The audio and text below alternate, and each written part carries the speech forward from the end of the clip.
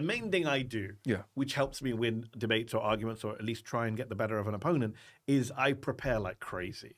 Like if somebody prepares 1 day, I'll prepare 3 days. If somebody prepares 1 week, I prepare 3 weeks. Like I'm excessive. I want to know, John Stuart Mill, I quote him in the book, The Famous British Philosopher, you cannot know your own side of the argument unless you know the other side of the argument and the best version of it. I take that one step further and say, you don't just need to know the best version of your opponent's argument, you need to know their argument better than they do. So when they say, well, did you know there's this study?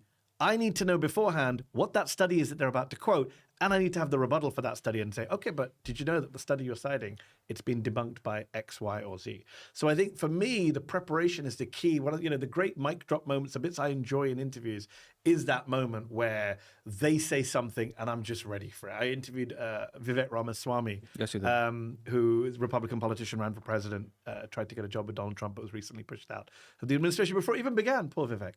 Now I believe he's running for governor of Ohio. And when I interviewed him, he's a very smooth-talking, fast-talking, confident brown man. I was like, we have something in common. And he came on my show. He challenged me to a debate, so I invited him on the show. And he didn't really, I thought he might prepare and come. He didn't. But what was interesting was I had watched several interviews he'd done that week where the issue of a scholarship he had received in university from George Soros had become an issue for him because the right-wingers hate George Soros, the billionaire. And he had this line about, well, in university he wasn't as rich as he was now. He needed the money. It wasn't too...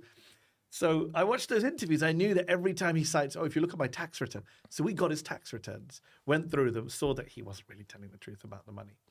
And it's a great moment in the interview when I bring up the Soros scholarship and he says, Mehdi, and you see his face, very cocky, thinking in his head, I've got a rebuttal to this. He says, if only you look to my tax return. And then I pull up the tax returns on screen, highlighted, and you see it in his eyes. There's a moment, it's like, oh.